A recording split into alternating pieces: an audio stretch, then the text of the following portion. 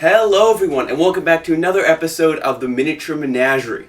In today's episode of the Miniature Menagerie, I'm just going to do a quick recap of how I finished creating 10 different miniature cottages. Now, I feel like these turned out pretty darn good. They really serve their purpose of just being filler and a building, which the party can explore, and I feel like that's all they really need to do. They don't need to be anything special, they just need to be a building, which looks nice. Now, without further ado, let's get right into how I finished up building these miniature cottages. Welcome to D20 in Disguise.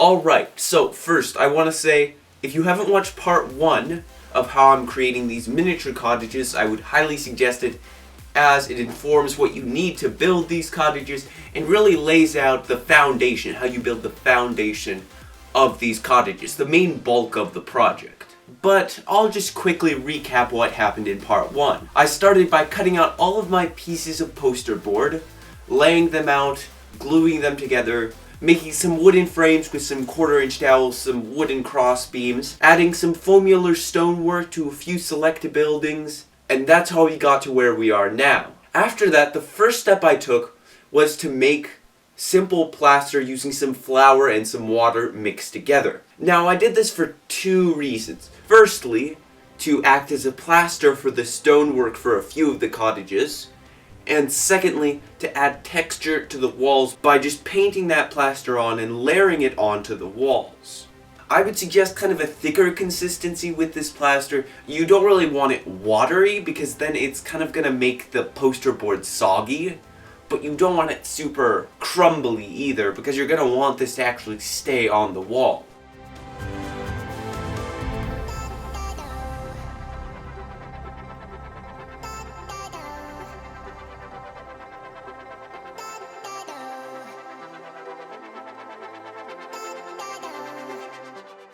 After letting that dry for a little while, I decided to fix a little problem which I discovered when creating my test run for these cottages. I took some of my wall-colored paint, kind of that tan, flesh tone paint, and kind of painted the inside baseboards, the connection between the floor and the walls.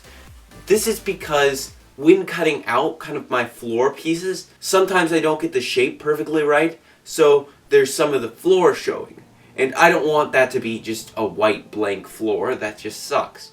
So I instead kind of painted kind of the base of the floor next to the wall, just that same tan tone.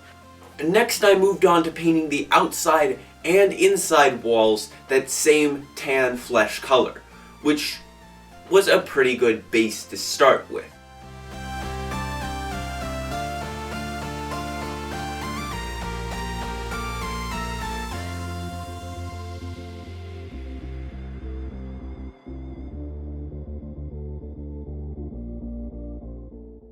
After I finished painting and let all of that paint dry for all of the different cottages, I moved on to painting the wooden supports and cross beams.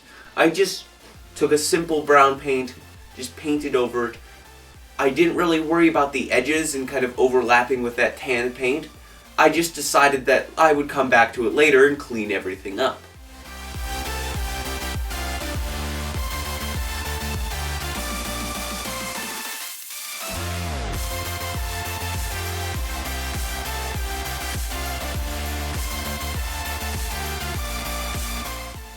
After I was done base painting everything, I went back over all of the tan with a slightly darker shade of tan and kind of cleaned up some of the brown that was left over from the support beams, maybe some blank white spots, but I just kind of made it look natural and then kind of dry brushed over with a third tone of tan. I dry brushed the wooden support beams, kind of a red brown, and then I was ready to move on to just simple stonework painting. Now, because I put that plaster in between the bricks kind of to smooth everything out, I first took a light gray to act as the mortar and kind of painted in between the bricks, and then took a slightly darker gray and painted the bricks themselves.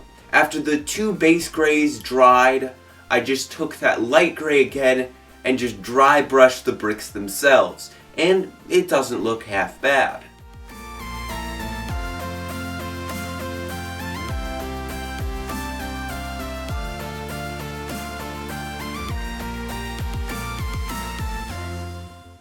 Next we move on to the final step, just putting in the floors. Now for my floors I use these kind of thinner bendable samples which I found at my local Home Depot. I don't know exactly what they are, if they're some sort of vinyl design, some sort of felt design, but I use these kind of thin, pliable, bendable pieces. They also come in wood variants, which worked quite well and were easy to cut and shape. I went ahead and cut each of those pieces to the correct dimensions for the different rooms, went ahead and glued them down into the cottages, and then cut out little small strips to act as dividers in the different doorways of the cottages. And that's about it. I just let the glue dry and the cottages were done. And as you can see, they turned out pretty well. They really served their purpose, as I was saying earlier, and I feel like now I can actually design intuitive villages and towns, or at least start designing. And I think that's about it. If you have any questions on how I designed these miniature cottages, or are planning to make them yourself, please ask me anything you need to know about in the comments. I'm happy to help out. If you did enjoy this video, then please be sure to hit that like button. Don't forget that subscribe button. And if you want to see more content like this and be notified every time I upload a video, be sure to hit that notification bell. Sorry if this video felt a little shorter. I am super crunched for time. I'm literally recording and editing this video the day which I'm uploading it. So, kind of crunch time. Sorry if it seems a little short or rushed. Anyway, you all have a great day, keep on creating, and I will see you in the next video.